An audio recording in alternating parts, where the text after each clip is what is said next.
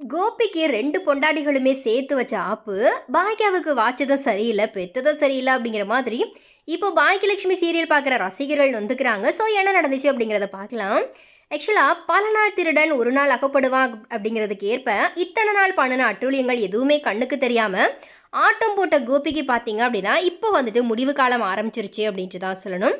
அதாவது பாக்கியா வேண்டாம், அவளுக்கு படிப்பறிவு இல்லை அப்படிங்கிற மாதிரி பாக்கியாவை பார்த்தீங்கன்னா ஒரு வேலைக்காரி போல் அவர் நடத்தினாரு. என்னுடைய அந்தஸ்துக்கும் பாக்கியாவுக்கும் செட்டே ஆகாது அப்படிங்கிற மாதிரி பல காரணங்களை சொல்லி பாக்கியாவை விட்டுட்டு ராதிகா பின்னாடி சந்தோஷமாக வாழ போனார் கோபி. ஆனால் ராதிகாவை கல்யாணம் பண்ணதுக்கு அப்புறமா ஒரு நாள் கூட அவர் சந்தோஷமாகவே இல்லை அப்படிங்கிறதுக்கு ஏற்ப தினம் தினம் பாக்கியாவை நினச்சி புலம்பி நிம்மதியை இழந்துட்டாரு. நாம் இல்லைனாலுமே பாக்கியாவால் எப்படி நிம்மதியாக இருக்க முடியும் அப்படிங்கிற ஒரு வக்ர புத்தி கோபிக்கு.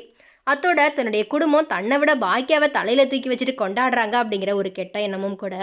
ஸோ இது எல்லாமே சேர்ந்து கோபியை ஒரு சைக்கோவாவை மாற்றி பாக்கியாவை பழிவாங்கியே தீரணும் அப்படிங்கிறதுக்கு ஏற்ப முழு நேர வேலையாகவே இப்போ அதில் இறங்கிட்டாரு.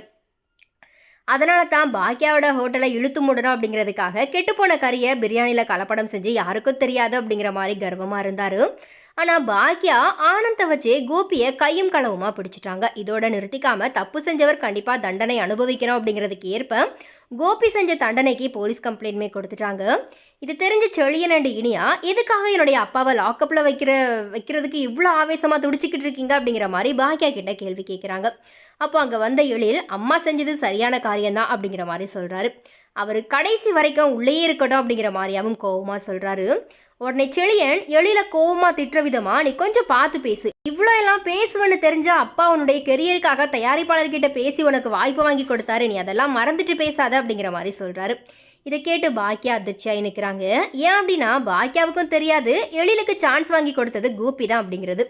அடுத்ததா எழில், சும்மா வாய்க்கு வந்தபடி உன் இஷ்டத்துக்கெல்லாம் நீ பேசாத, நான் படம் பண்ணணும் அப்படின்னா அம்மாவை பூஜையில் கலந்துக்க கூடாது அப்படிங்கிற மாதிரி அந்த தயாரிப்பாளர் மூலியமாக எனக்கு ஆர்டர் போட்டதே அவர் தான், இருக்கிறதுலையே அவர் தான் அயோக்கியம் அப்படிங்கிற மாதிரி எல்லா உண்மையுமே போட்டு உடைக்கிறாரு எழில். இதை அங்கே இருக்கிறவங்க எல்லாருமே கேட்டு அதிர்ச்சியாகி நிற்கிறாங்க. எவ்வளோ பட்டாலும் நான் திருந்த மாட்டேன் அப்படிங்கிறதுக்கு ஏற்ப ஈஸ்வரி எல்லா விஷயமும் தெரிஞ்சுக்கிட்டதுக்கு அப்புறமாவும் பையனுக்கு சப்போர்ட் பண்ணுற விதமாக பாக்கியா கிட்ட கோபிக்கு எதிராக கொடுத்த கேஸை வாபஸ் வாங்க சொல்கிறாங்க. ஆனால் பாக்கியா தப்பு செஞ்சதுக்கு தண்டனை அனுபவிச்சே ஆகணும், அதனால் நான் கேஸை வாபஸ் வாங்க மாட்டேன் அப்படிங்கிற மாதிரி தைரியமாக சொல்லிட்டாங்க.